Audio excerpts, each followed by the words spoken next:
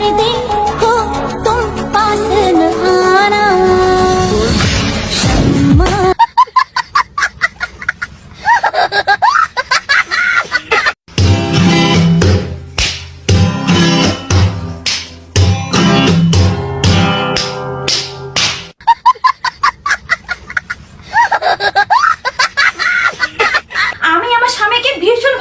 আর তাকে যথেষ্ট আমি সম্মানও করি।